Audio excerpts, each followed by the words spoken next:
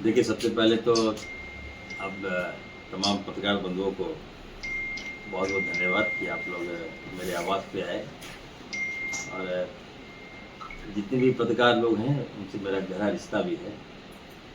हमेशा मैंने कहा है कि चाहे वो मेरे बुरे दिन हो चाहे वो अच्छे दिन हो, आप लोगों ने मेरे साथ हमेशा मुझे कोऑपरेट किया है, मदद किया है। आज ये जो प्रेस कॉन्फ्रेंस हम कर रहे हैं वो झारखंड राज्य के लगभग 7,000 जो श्रमिक हैं जो काम करते हैं बिजली विभाग में, इनको सपोर्ट करने के लिए, इनकी मांग को कैसे हम लोग ज़मीन पर लाएं, इसको लेकर हम प्रेस कॉन्फ्रेंस कर रहे हैं। मैं बधाई दूंगा अजय राय जी को, जो लगातार आज से नहीं, जब हम पहली बार हम लोग विधायक बने थे, जब यहाँ पे भाजपा की सरकार थी, उस समय से इनकी मांग को लेकर हम लोग आवाज़ उठाते रहे। और उसी समय से रघुवर दास जब वो मुख्यमंत्री थे भाजपा के शासनकाल में ही, उसी समय से उन्होंने आउटसोर्सिंग कर दिया। और लगभग हम लोग तो प्रयास किए, 800 या 900 लोगों को हम लोगों ने नियमितीकरण कर दिया था। उस समय निगम को हम लोगों ने दबाव बनाया था, बहुत ज़्यादा दबाव बनाया था, और जो कुछ कर्मी थे उसको नियमितीकरण कर दिया। और जिनका मैंने नियमितीकरण हम लोगों ने किया, अजय राय जी की भूमिका है उसमें, आज वो लोग खुशहाल हैं, उनके बाल बच्चे भी खुशहाल हैं, उनके परिवार भी खुशहाल है। लेकिन उसके बाद सरकार ने जो निर्णय लिया था, पूर्व की सरकार ने जो निर्णय लिया कि आउटसोर्सिंग के माध्यम से हमारे जितने भी श्रमिक हैं जो काम करते हैं बिजली विभाग में, उनका शोषण स्टार्ट हो गया, दोहन स्टार्ट हो गया। अब वो लोग कभी भी स्टेबल नहीं कर पाए। जो विद्युत विभाग में जो कार्यरत हमारे श्रमिक लोग हैं, मिस्त्री लोग हैं, उनके कारण ही हमें नियमित बिजली मिलता है। वो जब चाहे ऑफ कर सकते हैं, जब चाहे ऑन कर सकते हैं, जब चाहे अंधेरा में बदल सकते हैं, जब चाहे रोशनी में बदल सकते हैं। तो इनकी जो मांग है, हम लगातार प्रयासरत हैं और हमें लगता है हम लोग लगातार लड़ भी रहे हैं। एक हफ्ता पहले इन लोगों ने धरना दिया था, जाम किया था, हम गए थे वहाँ पर, हमने समझाया उनको कि मेरी बात तो आप लोग मानिए, ये समय नहीं है स्ट्राइक करने का, ये समय नहीं है ब्लैकमेलिंग करने का, सरकार का आप लोग साथ दीजिए। उनकी सरकार में ये घटनाएं घटी, हमारी सरकार में घटनाएं नहीं घटी, हमारी सरकार में आउटसोर्सिंग नहीं हुआ। लेकिन मैं फिर से कहना चाहता हूँ, मैंने इनको समझाया और कल हम लोगों मुख्यमंत्री जी से मिले। हमारे साथ अध्यक्ष जी जो हैं अजय राय जी भी थे, हमारे मुख्यमंत्री आदरणीय हेमंत सोरेन जी, जो काफ़ी गंभीर व्यक्ति हैं और ये कहिए कि गरीब की आवाज़ है, सभी लोगों की आवाज़ है वो। और उन्होंने कम से कम 10 मिनट तक समय दिया और एक एक बिंदुओं पर उन्होंने डिस्कशन किया। जो बात आई, मेन बात था कि आउटसोर्सिंग। तो मुख्यमंत्री जी ने भी स्वीकार किया है कि राज्य के लिए आउटसोर्सिंग जो है वो अभिशाप है। आउटसोर्सिंग जो है, जो कंपनियां हैं वो शोषण करती है, दोहन करती है। जो हमारे श्रमिक लोग हैं उनका कहना है कि हम आउटसोर्सिंग के माध्यम से हम लोग काम नहीं करेंगे, हमारी मांग पूरी हो। तो हम लोगों ने आश्वस्त किया है, उनको विश्वास दिलाया है कि थोड़ा समय दीजिए हम लोग को, और अचानक अगर राज्य के सभी आउटसोर्सिंग को हम लोग हटा देंगे तो झारखंड क्लैप्स कर जाएगा, हर विभाग क्लैप्स कर जाएगा। तो धीरे धीरे कैसे हम लोग उसको कोई रास्ता निकालें, उस दिशा में हम लोग आगे बढ़ रहे हैं। और हम आश्वस्त करते हैं कि 3 तारीख का जो स्ट्राइक है वो मान लिया जाएगा। क्या वही डिमांड मान लिए या तो हम लोग मान लेंगे। ये जो डिमांड है इनका हम लोग लगभग मान लिए हैं, और कुछ डिमांड है, जैसे उन्होंने कहा कि पारा शिक्षक के तहत, तो सरकार देख रही है, विचार कर रही है। 7,000 श्रमिकों का लोड जो है फाइनेंस में जाएगा, वित्त में जाएगा, सरकार को पड़ेगा, फिर विधानसभा में जाएगा।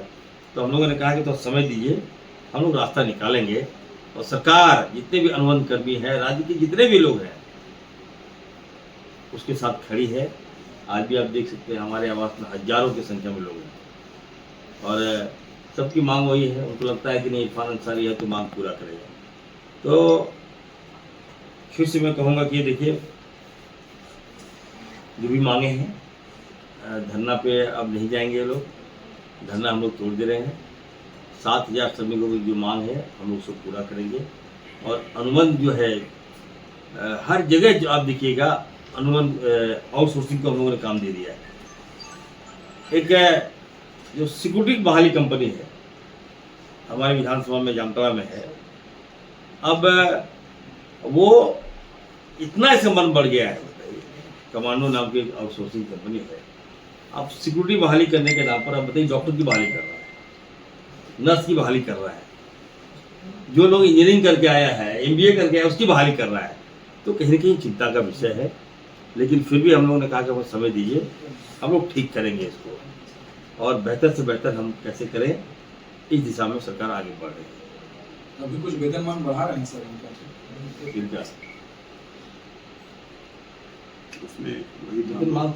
उसमें एक डिमांड जो हम लोग का है कि होम गार्ड को लगभग 1100 रुपये पर डे का कर दिया गया है।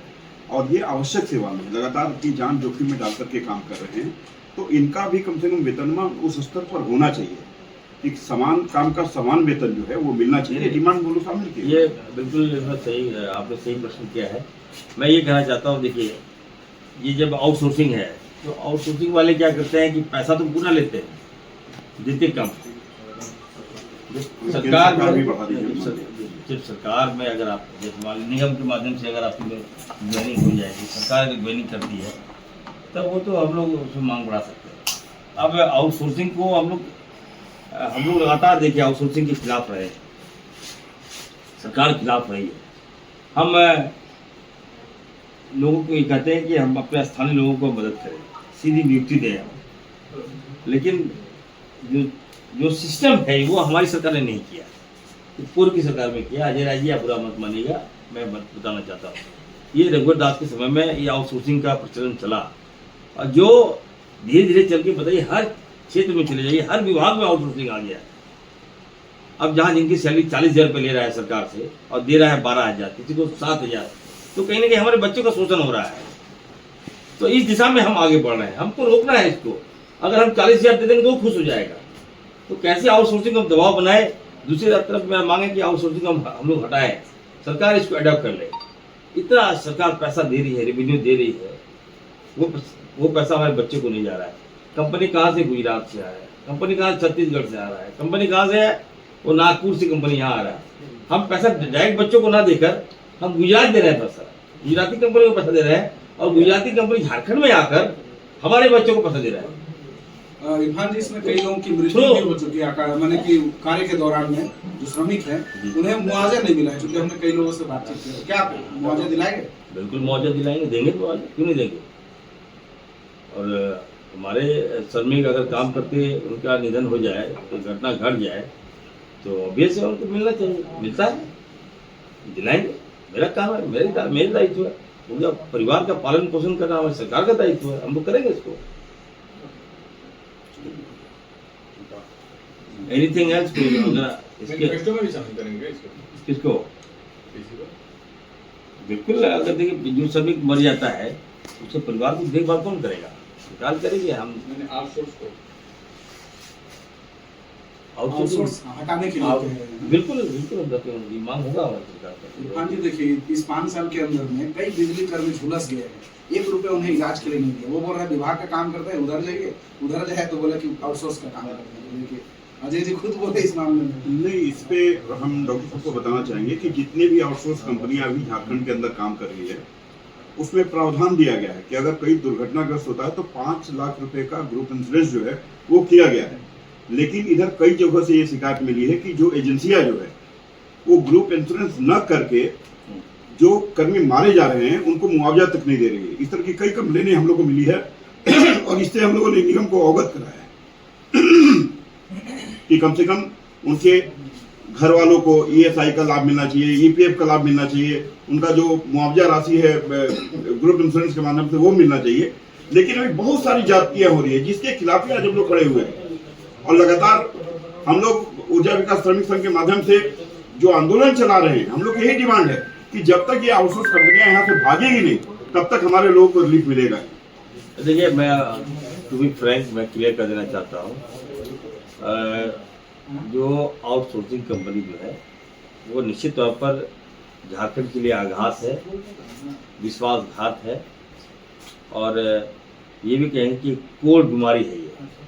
लेकिन इसको लाने का काम हमारी सरकार ने नहीं किया, ये बीजेपी की सरकार में ये काम हुआ है। और हम लोग रघुवर दास जी ने कैसे सोच के आउटसोर्सिंग को लाया ये समझ से परे है। और जब आप लिए आए तो उसका साइड इफेक्ट अब देखने को मिल रहा है। उस समय तो आनंद फानन में हमारे बच्चे को नौकरी चाहिए था, रोजगार चाहिए था, आउटसोर्सिंग में अप्लाई कर दिया, लेकिन कभी उन्होंने अपना भविष्य नहीं देखा।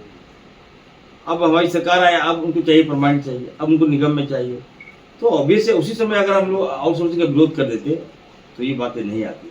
लेकिन फिर भी मैंने कहा है कि हमारी सरकार, हमारे हेमंत सोरेन जी की सरकार कल बहुत अच्छी तरह से हम लोगों ने वार्ता किया है।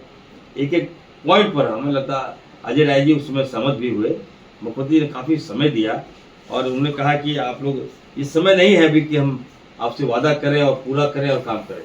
लेकिन मुख्यमंत्री जी ने कहा कि आउटसोर्सिंग को हम लोग रास्ता निकाल रहे हैं, बहुत जल्द रास्ता निकालेंगे। धरना बंद दीजिए, धरना खत्म कीजिए, ये हम घोषणा कर रहे हैं।